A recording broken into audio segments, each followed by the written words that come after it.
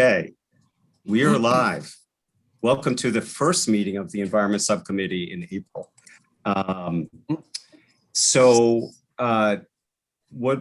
What we're going to do is first consider the reprint of House Bill 583 with the additional changes that we discussed in subcommittee yesterday and was sent out to the subcommittee last night.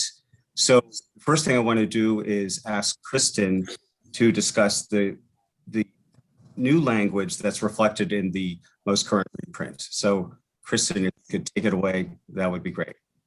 Sure.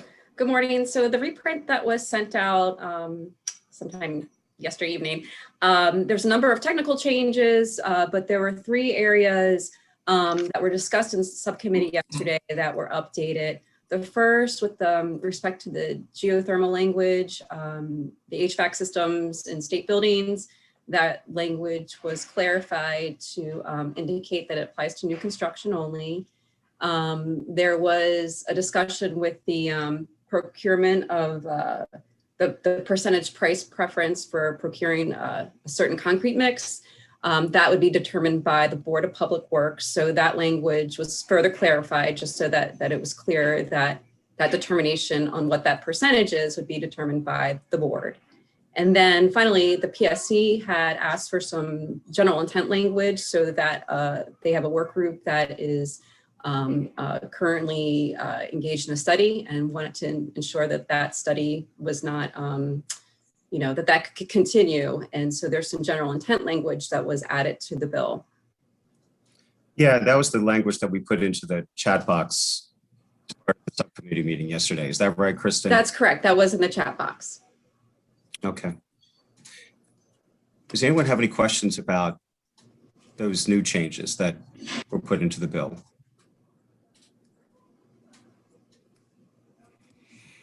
Okay. Well, then we have before us the reprint, which represents all the amendments, including the ones we just talked about, but all the other amendments that we discussed yesterday. Move favorable, Mr. Chairman. Second. Okay. Is there any discussion about the amendments? Okay. All those in favor say aye. Hold on. I think Sheila has her hand up. Oh. All right. One of these days, I'll just write check to see if Sheila's hand is up. Okay. And then Thank you, Mr. Chair. And then Delgado. Okay. So I just want to come back to this question of the 50%, understanding, of course, that we can only do what we can do. But the Maryland Climate Change Commission has already recommended 50% by 2030 as a goal. So it just seems like maybe we could push the envelope a little bit beyond that. 60% isn't possible. Can we get to somewhere in between?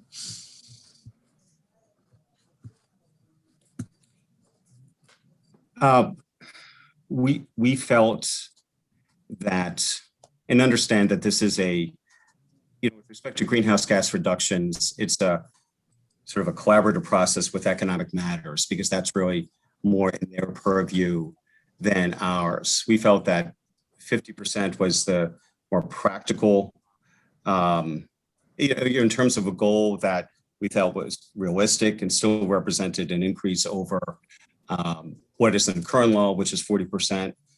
50% was the better number. And also do want to remind everyone that we still do keep in the target of net zero emissions by 2045, which is really the ultimate goal. That is the goal that is the target that all the leading climate scientists say is necessary if we're going to avoid the worst impacts of climate change. So, so that net zero goal is still in there. And I'll also note that we took out any requirement that the legislature knew these targets by 2025. And instead, what we've said is that the 2045 net zero goal has to be reapproved by 2030. So that is I think a good change as well. Thank you. Yeah, let's see, Delegate Stewart. Thank you. This was actually more of a kind of an explaining my vote thing, but I guess I would just go ahead and say, I just want to first thank both chairmen in the room. I guess we actually have 3 chairmen. Everybody's chairman, but to Chair Barbe and Chair Stein, I just want to thank y'all for all the work that y'all have spent, putting work into the bill. I know it took weeks to craft these amendments and to try to get input from all stakeholders. And so I just want to first say that I really appreciate that. I'm obviously disappointed about some of the amendments. In particular, the buildings piece is something that I've been passionate about for a while. And, I put in buildings legislation last year, and I was sorry to see so much of that taken out, because I think that buildings are a growing source of emissions. And if you look at the urban areas in Maryland, Montgomery County, Prince George's, and Baltimore City, buildings are actually the #1 source of emissions. So even though that didn't make it in the House version, I'm hopeful that maybe there could be still an opportunity to put that provision back in as the Senate negotiations continue to proceed, whether it's in a formal conference committee or in sort of a more informal process. And if not, I hope that we'll revisit climate as an issue, and that we will sort of see this for what it is, which is a step in the right direction, but not the sort of end of the conversation for multiple years, because this is an ongoing crisis, as we all know in this committee. And I know that amendments had to be made because economic matters is jointly assigned, and sometimes they have different views than we do. But I just hope that I'm going to kind of hold my nose a little bit here on the amendments, but I'm really proud of the work the committee did. I'm hopeful that maybe we can work with the Senate on some of them. And I'm also hopeful that this committee in this House will continue pushing forward and continue its role as a national leader on this issue. Yeah, no, I appreciate your comments and your feedback, Delegate Stewart. I do want to point out that while significant changes were made to the building section, in fact, the large majority of the rest of the bill is intact. And in fact, we have added provisions that make some of the existing provisions stronger. For example, we're adding that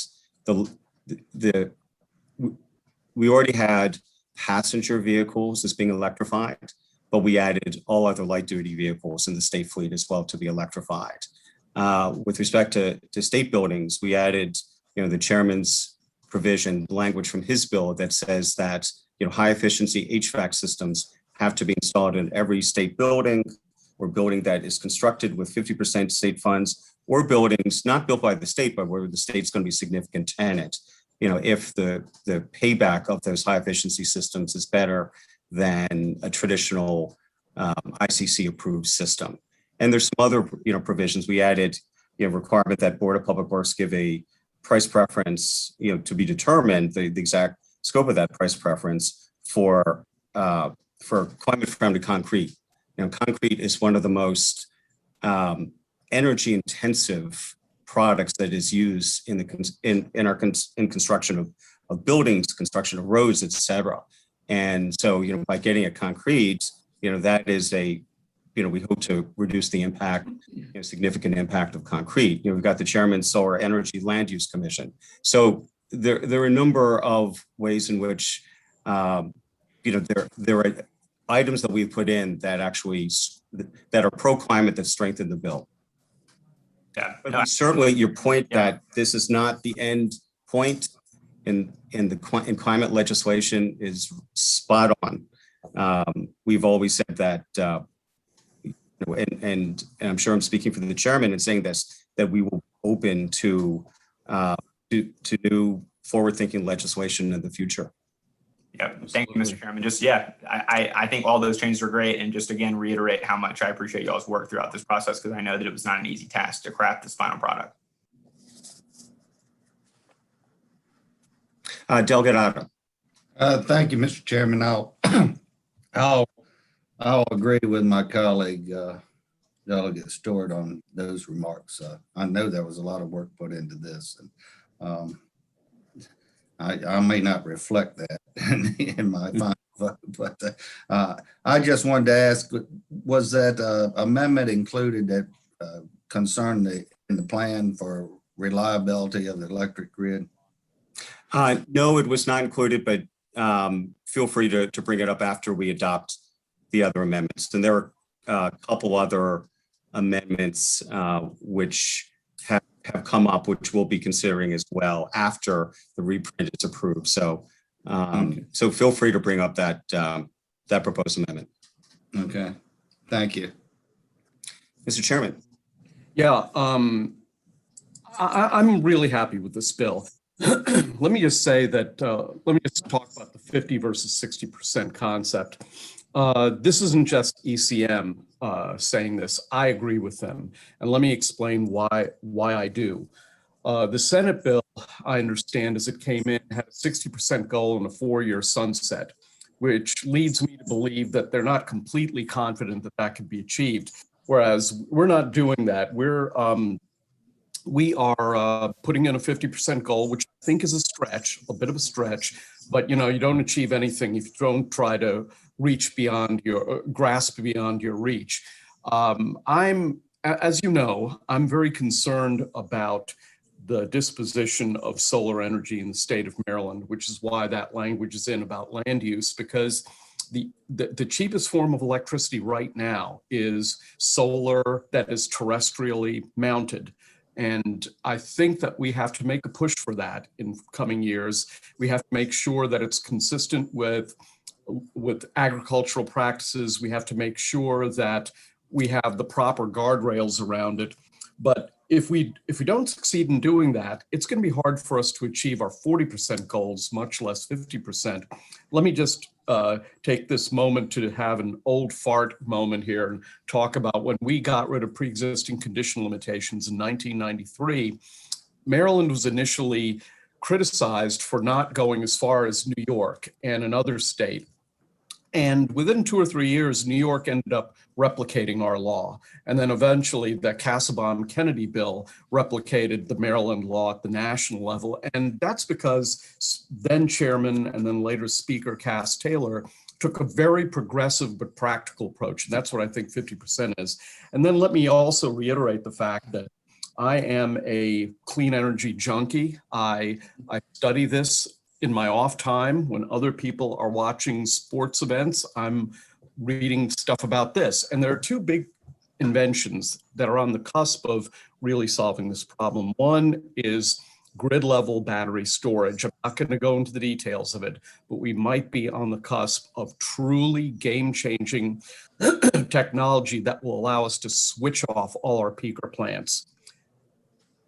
And if that technology comes about between now and opening day, we're going to move a bill next year on that.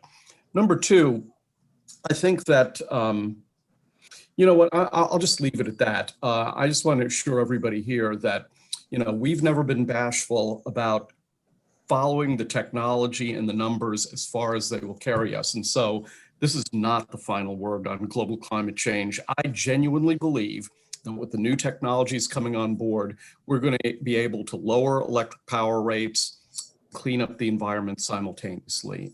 But I don't think the technology is quite there right now. So that's why I'm voting for this bill as it's amended. Thank you, Mr. Chairman. Thank you, Mr. Chairman. Other comments?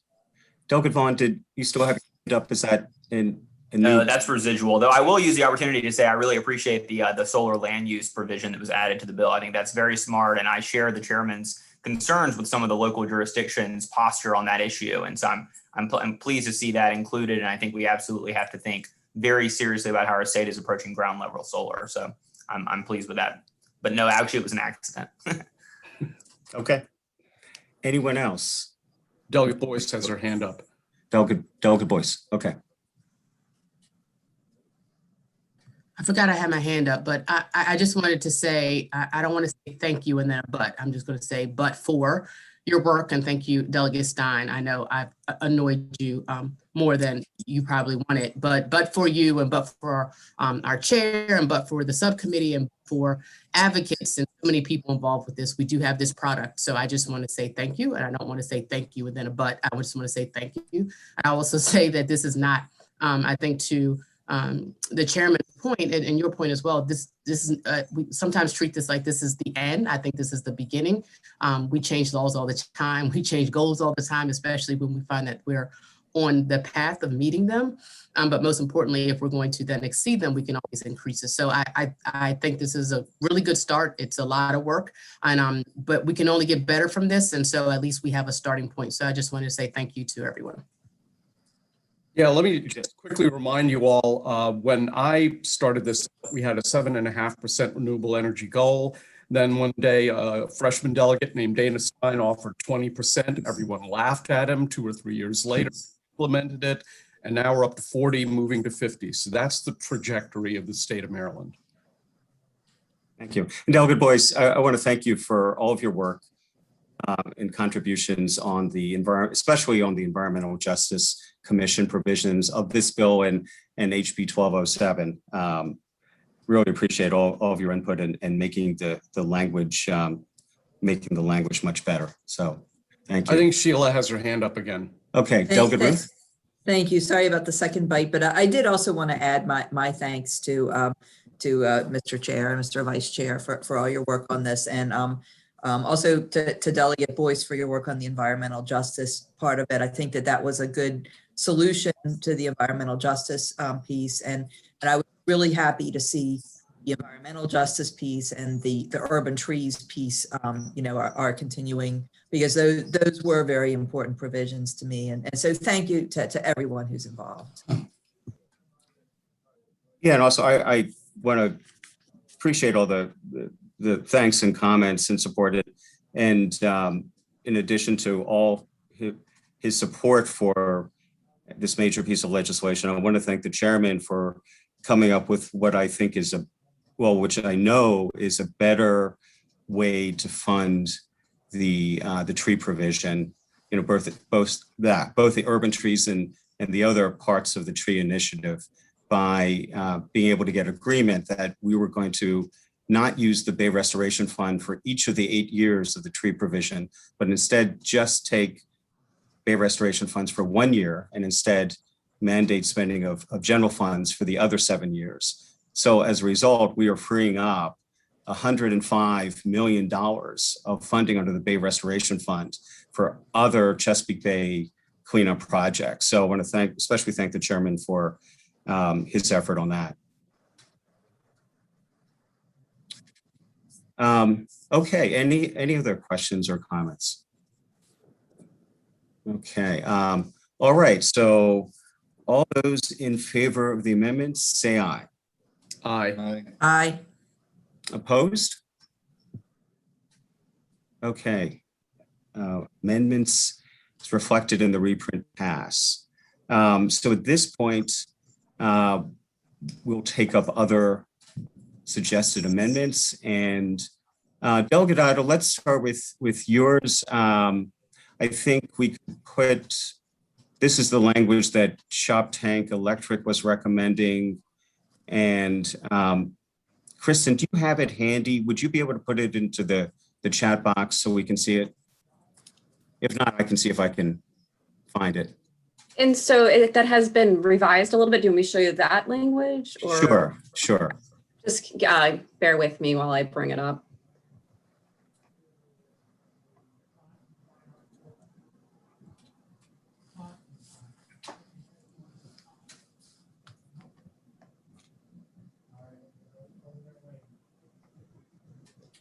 It's in an email.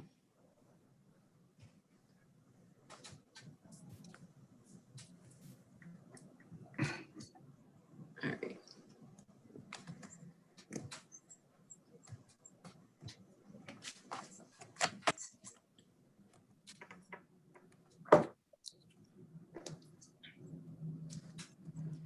Okay, will I be able to share my, yeah.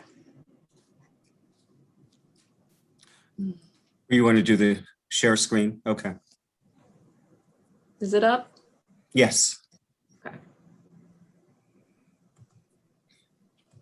So, yeah, so this was language that Chop Tank Electric, we had Matt Defoe yesterday, was recommending this, and this deals with criteria that MDE in preparing its greenhouse gas reduction plans under the bill, an additional criterion that they would have to take into account. The tweaked language reflected suggestions from MDE. Delegate Otto, was there anything that you wanted, anything you'd like to say about the amendment? before we open it up for discussion? Thank you, Mr. Chairman. I think it's important that we include that, especially of what we've seen transpire this winter in other states and things that we better be taking that into consideration, and especially when we're messing with how the power is generated. Okay. So I'll I move would- the amendment if that's appropriate. Sure. Is there a second? Second, it's a no-brainer. Okay. All right. Now, let's see. 1 second, as I do want to pull up language that's already in the law.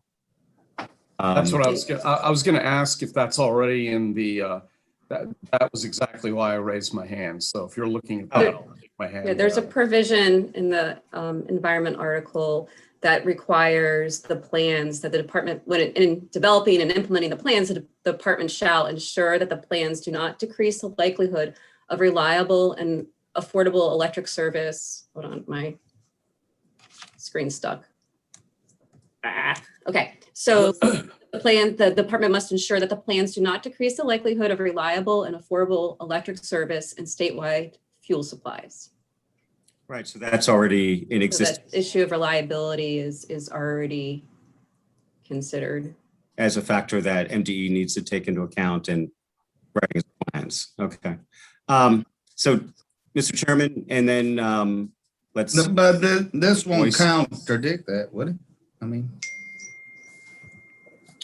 No, it wouldn't contradict it. I guess the point is that the essence of this amendment is already in law, that this is something that reliability of electric service is already something that needs to be factored into MDE's planning. So, Mr. Chairman, did you have a comment? No? No, I was going to ask if it was already a feature of the law, and you said it was. So I'll, I think it's duplicative. I'm going to be voting against it. That's all I have to say. Okay. Delegate Boyce? How about I was this? going to ask this. I'm sorry. Yeah. I was going to ask the same thing, Mr. Vice Chairs. I know what the organization is trying to do, but if I guess the question is the certainty. I guess maybe that's the fear, the certainty that the current law does address this issue, because I think I would agree with the chairman is that this would be duplicative if the current law already is going to address it as it relates to this bill. I mean, is that what is understood, Kristen? So, I mean, that's my understanding. I think this piece really is something too that where Economic Matters could provide some more expertise where, I've learned that the PGM already does reliability analysis. So, I'm not really sure what other implications adopting this amendment would have. Current law and process does address reliability. And so Alrighty. of additional language, I'm not really sure what that would mean. well, Mr. Chairman, you spoke Yes. of increasing the strength of this bill in a lot of ways with the amendments that have been done. And I think re-emphasizing this is not a problem. I mean, we've covered a lot of territory that other committees should have been addressing in all this. I'm sort of disgusted with all the different statutes that it's dealing with to start with. I think you certainly broke the band on and stretched it till it's broke on a single subject rule. And to try to understand what we've done here is difficult to start with. And I think these few words are not going to hurt a thing or change the matter of what man needs to do. Okay. All right. Duly So I'll noted. press the amendment. Okay. Delegate Anderson? Yeah, quite honestly, I'm somewhat befuddled that, this is actually a conversation. We do this all the time with other bills. There's always amendments that are redundant from existing law, and those seem to be fine you know, and I use the word redundant because in the electrical grid and in broadband, redundancy is key. So, you know, I see this as a protectionary statement. I see it as, you know, turning a bill into quote unquote your bill into quote unquote our bill. You know, I don't see why putting in a clause saying that we shouldn't damage our electrical grid should just be cast off as you know, redundant and unnecessary. I think it's completely necessary because without electricity, none of this is happening. None of this. We're sitting at home playing checkers by ourselves. So, you know, I was just sitting here listening to this, you know, this isn't necessary. I think it's the exact opposite, whether it be redundant or not.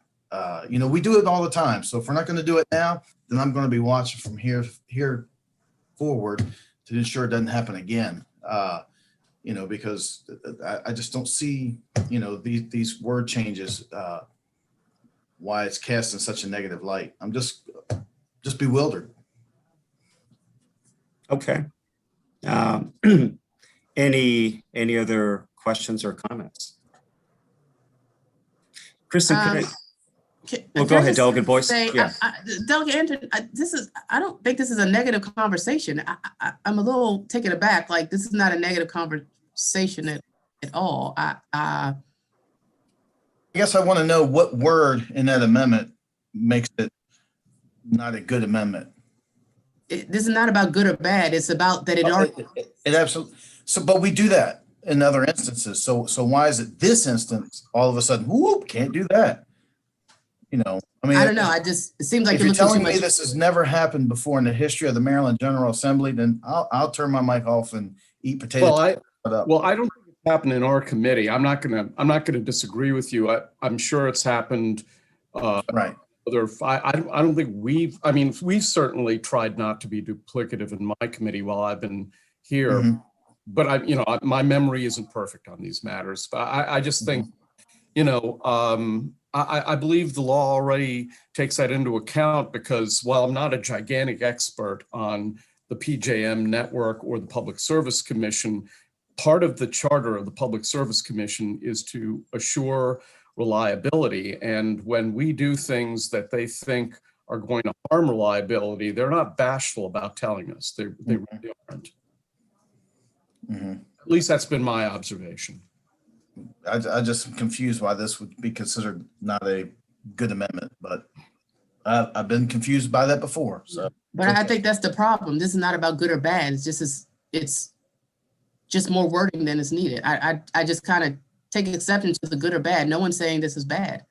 No one said it was bad. It's saying that it is duplicative. Duplicative doesn't mean bad. It just means it's double wording that's not needed.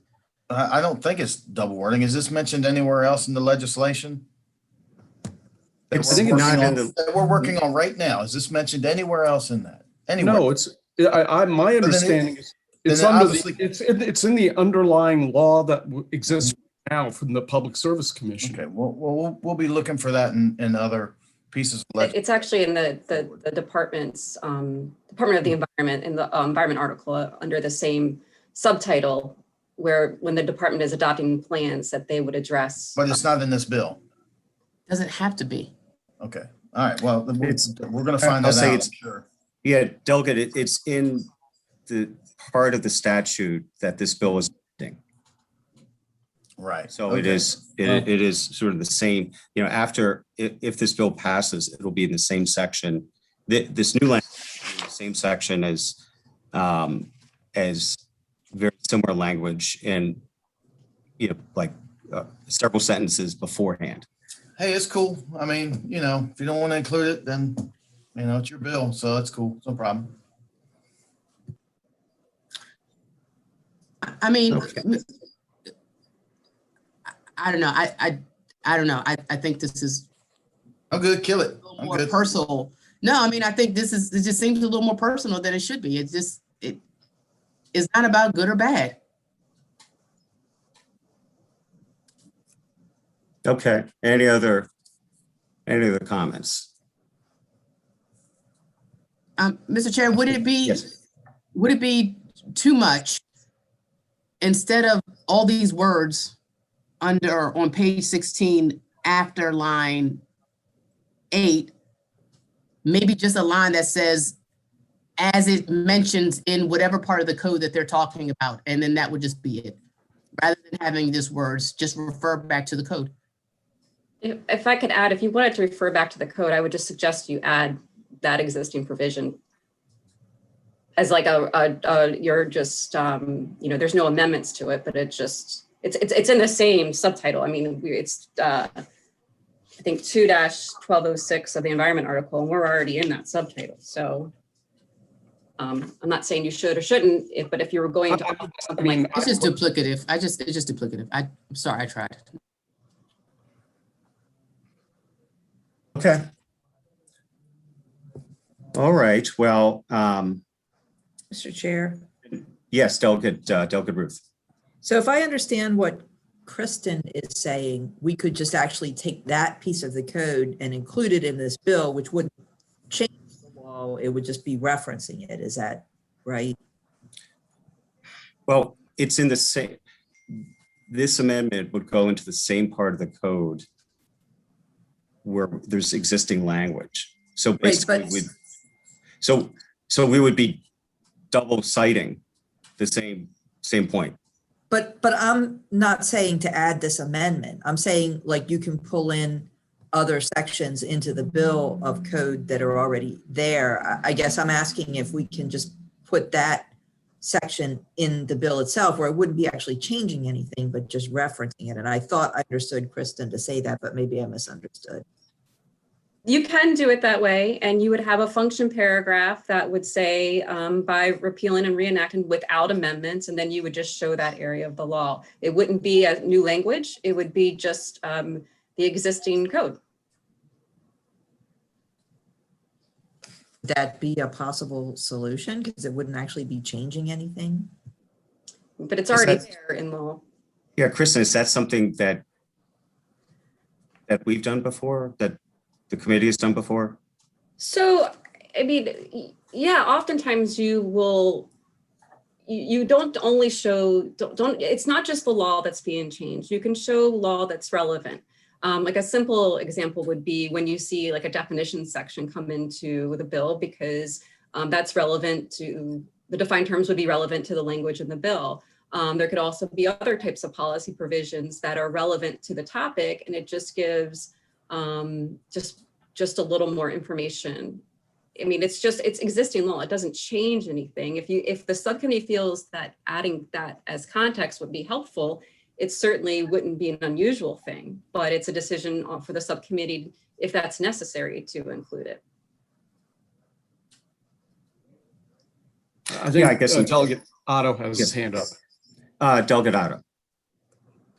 Thank you, Mr. Chairman. I didn't mean to stir a big pot with this amendment. I think it's good to reemphasize the reliability of our electric grid, and I don't see where it's duplicative language when it's basically given a charge to what a plan's going to include. It doesn't have to be. I understand why it's in the statute for the Department of Environment to consider that in any plans they make, but we have commissions on this in this whole bill that are going to have charges of what they're supposed to consider, and we're not telling them the answers before the end, and this isn't either. I mean, it's just they got to take it into consideration. So I have something else to say about another part of the bill, but I'm not going to prolong this discussion. Okay. And I have to apologize because I'm just, this is in the bill. This law is the text of the bill on page 17 page 17, line 17. So this provision that exists in law is in the bill. It's not amended, but it is already there. Right, and that language as part of existing law says that in developing and implementing the plans required under the subtitle, the department shall, among other things, ensure that the plans do not decrease the likelihood of reliable and affordable electrical service and statewide fuel supplies. All right, I'm gonna go over here and eat my chips. So. Okay. All right. Well, let me say this. I'm going to ask by a show of hands who would like to at least see a version of what Kristen is saying could be done as an alternative, which is basically just to, Kristen, is this correct, to reiterate You know, the I actually, existing law? after seeing, so no, it's already in the bill. So what I was suggesting is already in the bill. The language is in the bill. The language, the current law language is in the bill. That Okay. language that the department must ensure that the plans do not decrease reliability, that is in the bill. It was just, I didn't realize it was already in there. If it wasn't, I was going to say you could add it, but it's there. It's there already. I'm sorry, what page? What page was We're on that? page 17.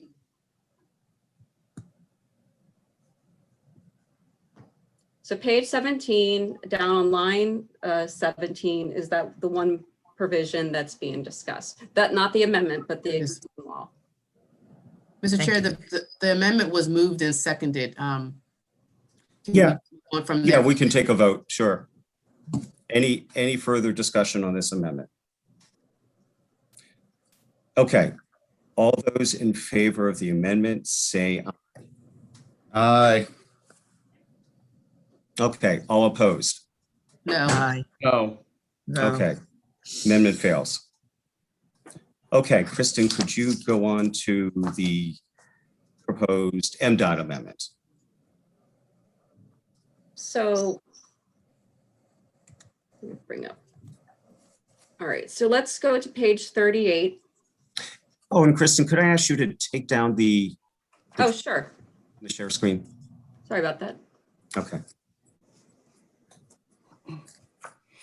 Okay, so page 38 of the bill, starting with line 6, specifies the full cost of zero emission and alternative fuel buses that are purchased under the law be paid from the Transportation Trust Fund. That is something that would already occur, but the Department of Transportation has brought to my attention that there's a bill moving through appropriations that would also allow the purchase of let me find the language. So that that the bill that's in appropriation says that MDOT can use Garvey bonds for state of good repair needs for the Maryland Transit Administration. And so with that being moving through appropriations, House Bill 5883 would limit the purchase to be paid from the Transportation Trust Fund, and that maybe you could add language that it be paid from the Transportation Trust Fund or debt of the Maryland Department of Transportation to get at that use of the Garvey bonds that's currently being authorized in another bill. Yeah. Okay, Kristen, I'm not familiar with, I've heard the term Garvey bond, but I couldn't tell you what it means. So I just Googled it. I can tell you. Okay. Intercounty Connector was built using Garvey bonds. There was, I believe it was a debt that anticipated federal payments. So we borrowed against an incoming federal payment. So I guess it's issued in anticipation of future revenue of federal or other funds. Okay. Yeah. So I'm sorry, Kristen, could you repeat what the proposed amendment is, what it says?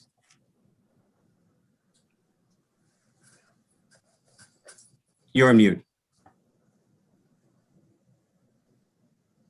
All right. So back to page 38, in line 7, after Transportation Trust Fund, it would you would add or debt of the Maryland Department of Transportation. Or debt. So moved. Second? Okay, second. All right. Any discussion about this amendment? Okay, all those in favor say aye. Aye. Opposed? Okay, amendment passes. Okay. So the third proposed amendment is Delegate Clark's amendment regarding nuclear power. Kristen, I think you sent it out to us, is that right? I did send it, but I can Could share. you, yeah, Can you see it? Yeah. yes. So this amendment would include that the plans include the option to use nuclear energy as a greenhouse gas emission reduction measure to meet the net zero goal. Okay. Someone would have to move this. I'll Yeah. move the amendment. Okay, is there a second? I'm sorry, can someone explain this a little bit more? Well, we need a second. Okay, is there a second? Second? Okay. All right. So for discussion of this, Can I start? yeah, sure. Yeah, unlike most environmentalists, I support nuclear energy. But I mean, the way this law, the way our greenhouse gas reduction goals are written, they're saying that we either have to have 40% improvement on greenhouse gases or 50% or 60%.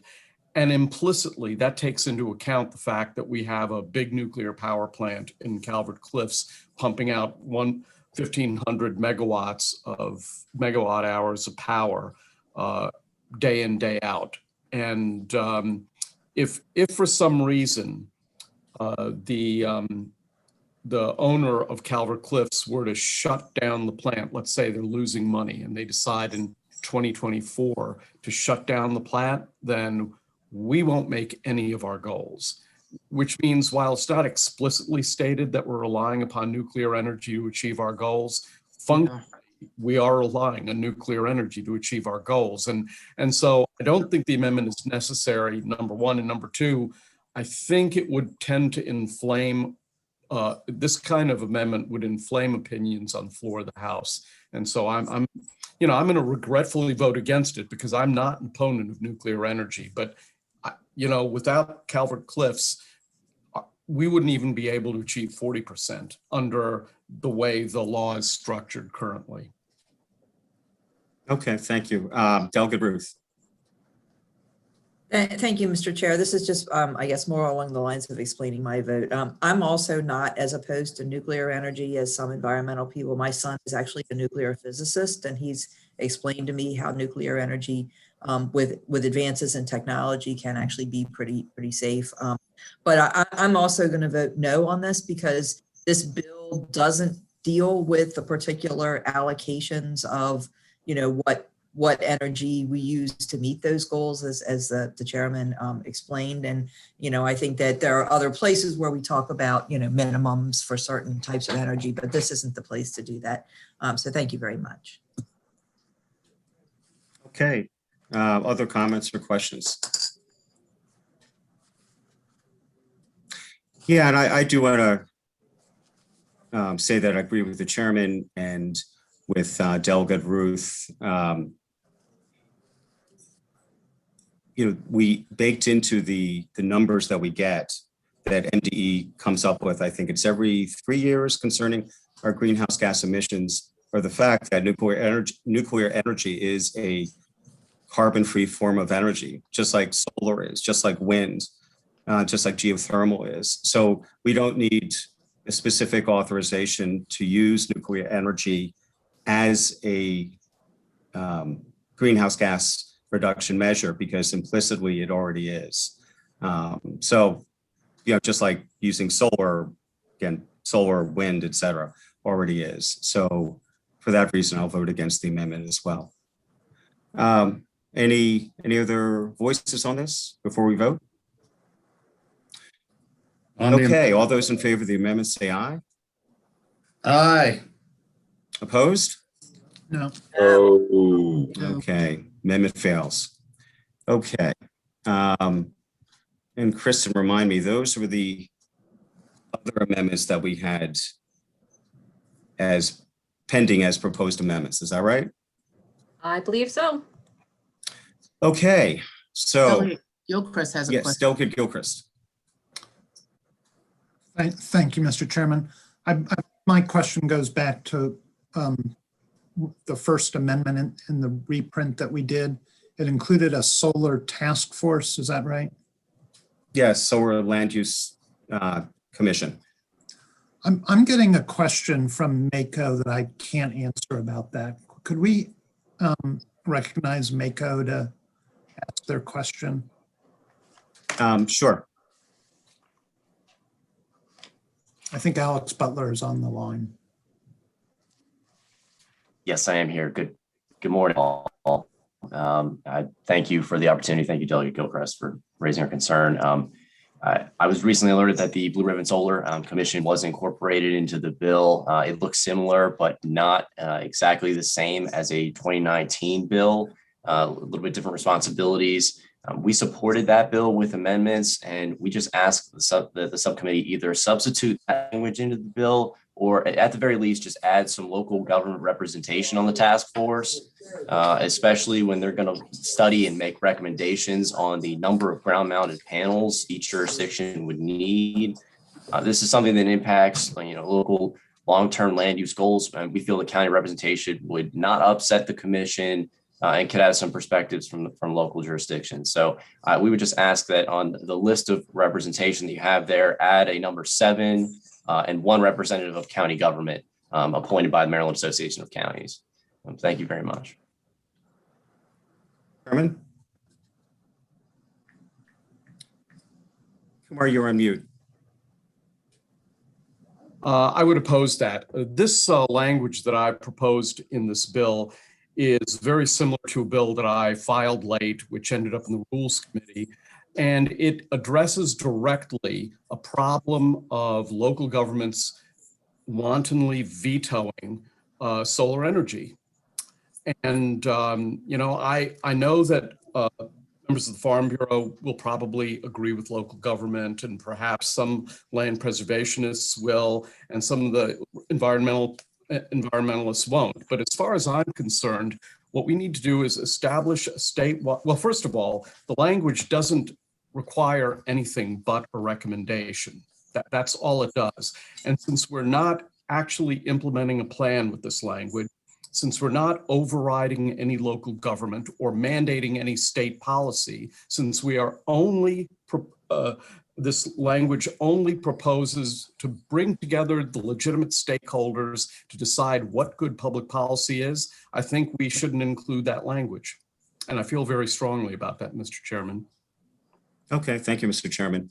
Delegate Gilchrist, are you good or? Yeah, no, I'm good. I just wanted to hear what Mako had to say, and I think our chairman got a good response out. Okay. Delegate Otto, did I see your hand up? Yes, Mr. Chairman. I had a question about the Blue Ribbon Commission on page 49. Who's staffing that? And who's functioning? The staff is the power plant research program in DNR. Right. Yeah. And DNR power plant? Yeah. I mean, right now in the law, there is a subsection in the DNR that looks into exactly this sort of thing. So, for example, if somebody proposes a big solar array someplace in the state of Maryland, it's the power plant Research project? Research Program or project, yeah.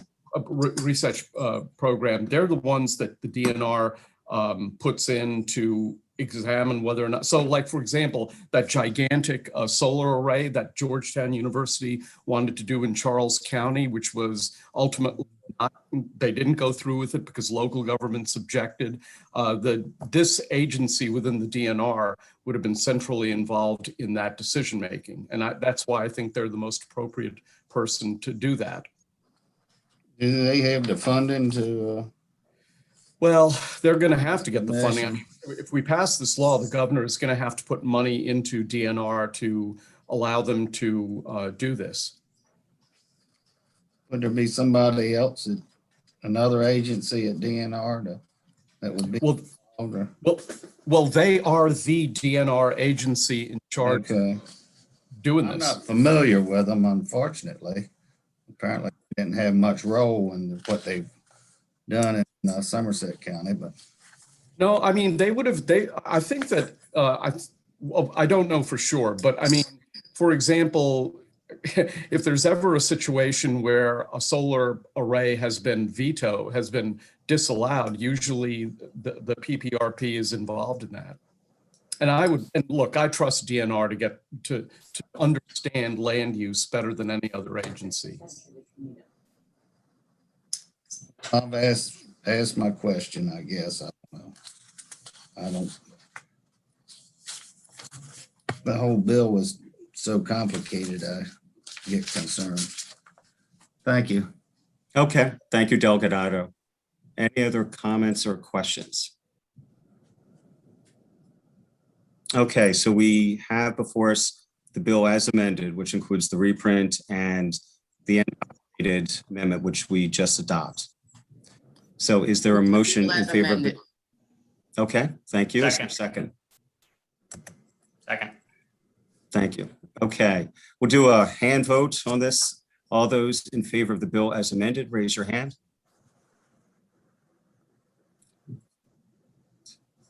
Okay, opposed?